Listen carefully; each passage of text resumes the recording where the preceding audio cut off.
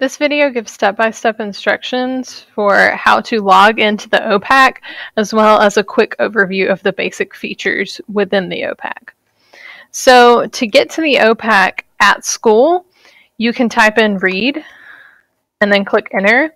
Sometimes on Chrome, on the Chrome browser, this won't work if you've never done it before. So the way to do it the first time is to type in http://read,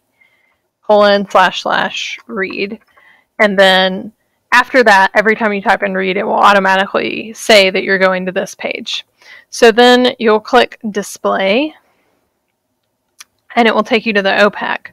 Another way you can get to it is by going to hthslibrary.com. And this is the library's webpage, and under books and reading, there's a link for the on-campus catalog and also the off-campus catalog, because you cannot get to it the same way if you're not at the school. So since I'm at the school, I'm going to click the on-campus catalog, and then it will take me straight to the catalog, and I don't have to go through the OPAC page first.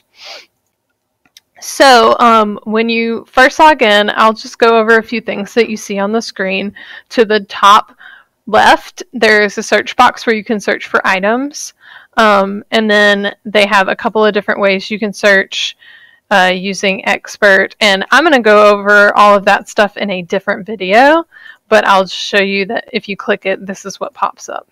Then underneath that, you see 3 tabs. There's a home tab, which is what you're looking at right now. The search tab just gives you the same options up here. And then the list tab will give you some book lists that have been made public that I've made. So the Black and African American Scientists list was from an assignment for Miss Riggins last year that I made public. And then I have a recommendation list that I try to keep updated, and then I have a new books list that I try to keep updated with things that have been bought in the past year.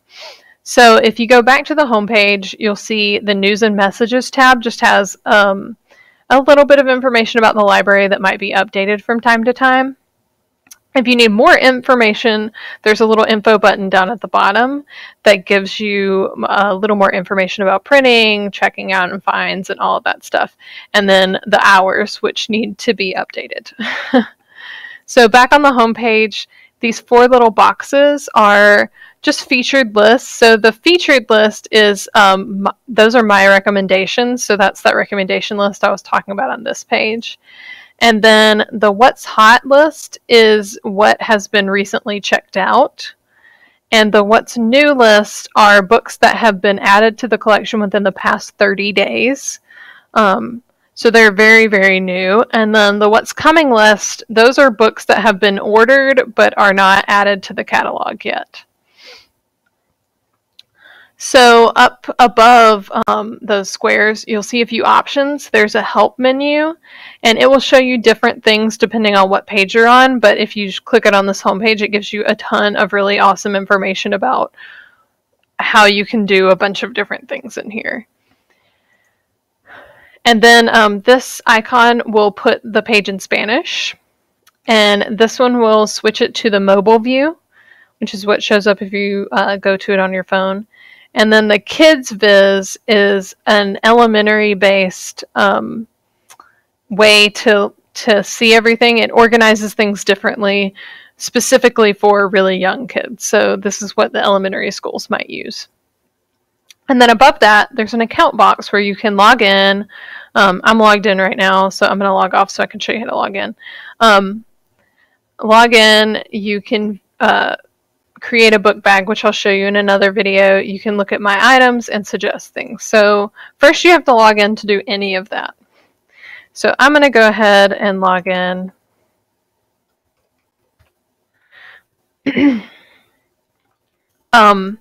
So for you guys, your username and password will be your lunch number. I have a different login, but for you guys, both the username and the PIN number are the same, and they are your lunch number. And when you log in, you'll see some stats right here immediately. If you have fines, those will show up right here. It'll tell you how much you owe in fines. It's telling me I have a book checked out. I have 49 book bags, and then I have a watch list item. And so anything that you have in here, it will show you all of that. And then you can click through these tabs. It'll show you if you had anything on reserve, it would show you that right here. If you had an item out, it would show you that. It'll show you estimated fines if it's overdue. It'll show you the date it's due. It'll show you if you've renewed it before. On the fines page, it would show you any fines you had and also why you got those fines. Book bags are book lists, so these are all the book lists I've made. And then a watch list would be if you wanted to watch out for a certain series or author. And then your account page is where you can update your account information. So currently, all students' emails for contact are their parents' primary email on their iNow account. So it goes to your parents. So if you wanted to change that for some reason, you could come in here and change it to your email address if you check your email. I don't recommend doing that if you don't check your email. And then you can select things like you want an email whenever your items are due, and you can even say you want it 3 days before it's due. And then you'll get an email 3 days before any items you have out are due. If you wanted to change your PIN number, you could change that here if you didn't want it to be your lunch number. I don't really recommend that because you might forget it, but you could change that here. And then if you wanted to get text messaging for certain things, you could do that. So you would have to add your phone number up here. And then down here, you would choose your carrier. So let's say you're a Verizon customer.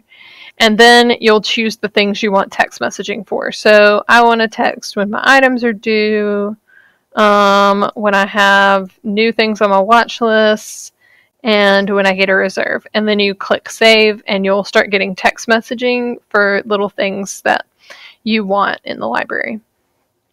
And then you can also view your history.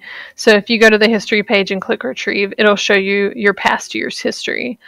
And that is how to log into the OPAC and some basic things about what you can do in there.